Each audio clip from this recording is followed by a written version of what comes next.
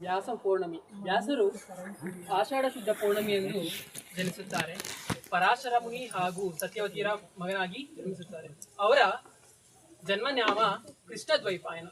ಕೃಷ್ಣ ಅಂದ್ರೆ ಅವರು ಕಪ್ಪಾಗಿರ್ತಾರೆ, ಹಾಗಾಗಿ ಅವರಿಗೆ ಕೃಷ್ಣ ಎನ್ನುವ ಹೆಸರು, ಮತ್ತು ಅವರು ಎರಡು ದ್ವೀಪಗಳ ನಡುವೆ ಜನಿಸಿರ್ತಾರೆ, ಹಾಗಾಗಿ ಅವರಿಗೆ ದ್ವೈಪಾಯನ ಎಂಬ ಹೆಸರು ಬರುತ್ತೆ.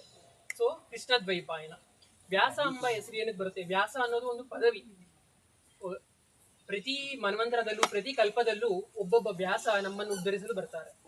ಈ ವೈವಸ್ವತ ಮನ್ವಂತರದ ಶ್ವೇತವರಾಹ ಕಲ್ಪದ ದ್ವಾಪರ ಯುಗದಲ್ಲಿ ಶ್ರೀಮನ್ ಮಹಾವಿಷ್ಣುವೇ ವ್ಯಾಸರಾಗಿ ಜನಿಸುತ್ತಾರೆ. ಅವರಿಗೆ ವ್ಯಾಸ ಅಂತ ಏನಕ್ಕೆ ಬರುತ್ತೆ ಅಂತಂದ್ರೆ, ಅವರು ಈ ಅನಂತವಾದ ವೇದಗಳನ್ನು ಅಳೆದು ಅದನ್ನು ಭಾಗಗಳನ್ನಾಗಿ ಮಾಡಿ ಜನರಿಗೆ ನೀಡ್ತಾರೆ. ಏಕೆಂದ್ರೆ ಮುಂದೆ ಬರುವ ಕಲಿಯುಗದಲ್ಲಿ ಜನರಿಗೆ ಅಷ್ಟು ವೇದಗಳನ್ನು ಕಲಿಯಲು ಆಗಲ್ಲ, ಒಬ್ಬರೇ ಕಲಿಯಕ್ಕಾಗಲ್ಲ ಅಂತ ಅವರು ವಿಭಾಜನೆ ಮಾಡ್ತಾರೆ. ಹಾಗಾಗಿ ಅವರಿಗೆ ವ್ಯಾಸ ಎಂಬ ಹೆಸರು ಬರುತ್ತೆ. ನಾವೀಗ ಏನೇ ಇದ್ರೂ ಕೂಡ ಆ ವಾಗ್ಮಯವೆಲ್ಲವೂ ವ್ಯಾಸರು ನೀಡಿರುವ ಒಂದು ಏನು ಪ್ರಸಾದ ಅಂತ ಅನ್ಕೊಬಹುದು. ನಾವು 18 ಪುರಾಣಗಳಾಗಿರ್ಬೋದು, ಆ ಬ್ರಹ್ಮ ಅವರ ಉಪನಿಷತ್ ಸಾರವನ್ನೆಲ್ಲ ತಗೊಂಡು ಸೂತ್ರದ ರೂಪದಲ್ಲಿ ಬ್ರಹ್ಮಸೂತ್ರವನ್ನಾಗಿ ನೀಡ್ತಾರೆ. ಹಾಗೂ ಪಂಚಮ ವೇದ ಅಂತ ಕರೆಯಲ್ಪಡುವ ಮಹಾಭಾರತವನ್ನು ಕೂಡ ಅವರು ರಚಿಸುತ್ತಾರೆ. ಹಾಗಾಗಿ ಈಗ ನಾವು ಏನೇ ಕಲಿತರು ಏನೇ ಇದ್ರೂ ಕೂಡ ಅದೆಲ್ಲ ವ್ಯಾಸರ ಒಂದು ಪ್ರಸಾದ ಅಂತ ತಿಳ್ಕೊಬೇಕಾಗುತ್ತೆ.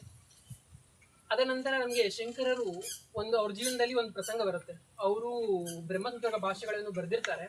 ಆಗ ವ್ಯಾಸರಿಗೆ ಅನ್ಸುತ್ತಂತೆ, ನಾನು ಈ ಬ್ರಹ್ಮಸೂತ್ರ ಹೇಗಿದೆ ಅಂತ ನಾನು ಇದನ್ನ ನೋಡ್ಬೇಕಲ್ಲ, ಇದನ್ನ ಟೆಸ್ಟ್ ಮಾಡಬೇಕು ಅಂದ್ಬಿಟ್ಟು ನಾನು ವ್ಯಾಸ ರೂಪದಲ್ಲೇ ಹೋದ್ರೆ ಶಂಕರರು ಭಕ್ತಿ ಭಾವದಿಂದ ಮಾತಾಡದಲ್ಲೇ ಇರ್ಬೋದು ಅಂದ್ಬಿಟ್ಟು ಅವರು ಒಬ್ಬ ವೃದ್ಧನ ವೇಷದಲ್ಲಿ ಬರ್ತಾರಂತೆ.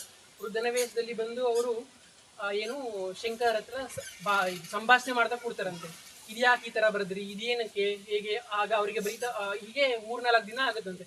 ಆಗ ಪದ್ಮಪಾದರು ಬಂದು ಅವರಿಗೆ ಅನ್ಸುತ್ತಂತೆ, ಓ ಶಂಕರರು ನಮ್ಮಂತ ಇವರಂತ ಮಹಾನ್ ಗುರು ಹತ್ರ ಮಾತಾಡ್ತಿದ್ದಾರೆ ಅಂದ್ರೆ ಇವರು ವ್ಯಾಸರೇ ಇರ್ಬೋದು ಅಂದ್ಬಿಟ್ಟು ಹೇಳ್ತಾರಂತೆ. ಆಗ ಶಂಕರರಿಗೆ ಅದು ಕಿವಿಗಿದ್ದು ಆಗ ಅವ್ರು ದಿಟ್ಟಿಸಿ ನೋಡಿದಾಗ, ಓ ಇವರು ವ್ಯಾಸರೇ ಅಂತ ಹೇಳ್ತಾರಂತೆ. ಹಾಗಾಗಿ ಶಂಕರ ಅಷ್ಟೋತ್ರದಲ್ಲಿ ಕೂಡ ಒಂದು ನಾಮ ಬರುತ್ತೆ, ವ್ಯಾಸ ಸಂದರ್ಶನ ಪ್ರೀತಾಯ ನಮಃ. ಇಲ್ಲಿ ಶಂಕರ ವಿಷಯನ ಕೇಳಿದೆ ಅಂತಂದ್ರೆ, ಶಂಕರರು ಅವ್ರು ಬ್ರಹ್ಮಸೂತ್ರ ಭಾಷೆಗಳೆಲ್ಲ ಬರೆದಾಗ 16 ವರ್ಷ ಆಗಿರ್ತಂತೆ. ವ್ಯಾಸರು ಬಂದಾಗ ಅವ್ರು ಹೇಳ್ತಾರಂತೆ, ನನ್ನ ಅವತಾರ ಸಮಾಪ್ತಿ ಮಾಡ್ತೀನಿ ಅಂತ. ಆದ್ರೆ ವ್ಯಾಸರು ಹೇಳ್ತಾರಂತೆ, ಇಲ್ಲ, ನೀನು ಬ್ರಹ್ಮಸೂತ್ರಗಳನ್ನು ಬರೆದಿದ್ದೀಯ, ಇದನ್ನು ಜನರ ತನಕ ತಗೊಂಡೋಗ್ಬೇಕು, ಎಲ್ಲರಿಗೂ ಪರಿಚಯಿಸ್ಬೇಕು, ಹಾಗಾಗಿ ನೀ ಇನ್ನ 16 ವರ್ಷ ಇರಬೇಕು ಅಂತ ವ್ಯಾಸರು ಹೇಳ್ತಾರಂತೆ. ಹಾಗೆ ಶಂಕರರು ಕೂಡ ವ್ಯಾಸರಲ್ಲಿ ತುಂಬಾ ಪ್ರೀತಿ.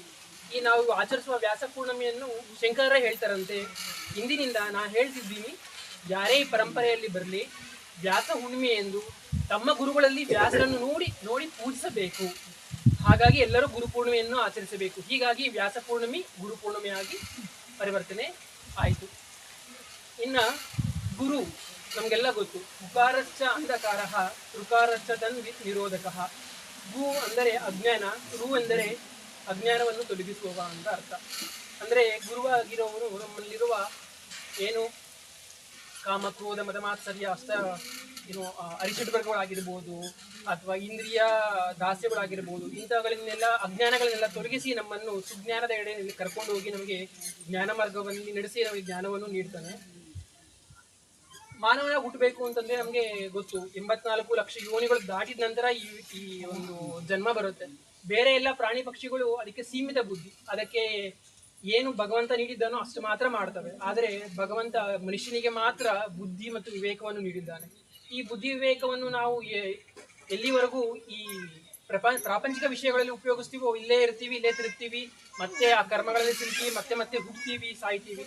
ಆದ್ರೆ ನಾವು ಯಾವಾಗ ಇದನ್ನು ಪರಮಾತ್ಮ ಇಡ್ತೀವಿ, ಈ ಬುದ್ಧಿ ವಿವೇಕವನ್ನು ಇಟ್ಟು ಪರಮಾತ್ಮ ತಿಳ್ಕೊಂತೀವಿ, ಆಗ ನಾವು ಮುಕ್ತಿಯನ್ನು ಪಡಿಬಹುದು. ಸ್ವಯಂ ಭಗವಂತನೇ ಹೇಳ್ತಾನಂತೆ, ಗುರು ಮತ್ತೆ ಭಗವಂತ ಇಬ್ರು ಇದ್ರೆ ಮೊದಲು ಗುರುವಿಗೆ ನಮಸ್ಕಾರ ಮಾಡಬೇಕು, ನೀನು ನನಗಲ್ಲ ಅಂತ. ಏನಕ್ಕೆ ಅಂತಂದ್ರೆ ಭಗವಂತವನ್ನು ಪರಿಚಯ ಮಾಡೋನು, ತೋರಿಸುವನು ಕೂಡ ಗುರುವೇ ಆಗಿರ್ತಾನೆ. ಹಾಗಾಗಿ ನಾವು ಗುರುವಿಗೆ ಶರಣಾಗಬೇಕು. ನಮ್ಮೆಲ್ಲರ ಪುಣ್ಯ ಶ್ರೋತ್ರಿಯ ಬ್ರಹ್ಮನಿಷ್ಠರಾದ ಚಿದ್ರೂಪಾನಂದ ಸರಸ್ವತಿಯವರು ನಮಗೆ ದೊರಕಿದ್ದಾರೆ. ಅವರು ನೀಡಿದ ಜ್ಞಾನವನ್ನು ನಾವು ಪಡೆದು ಅಭ್ಯಾಸವನ್ನು ಮಾಡಿ ನಾವು ಕೂಡ ಜ್ಞಾನಿಗಳಾಗಿ ಮುಕ್ತರಾಗಬೇಕಂತ ಹೇಳ್ತಾ 2 ಮಾತುಗಳನ್ನು ಮುಗಿಸ್ತೀವಿ. ಧನ್ಯವಾದಗಳು.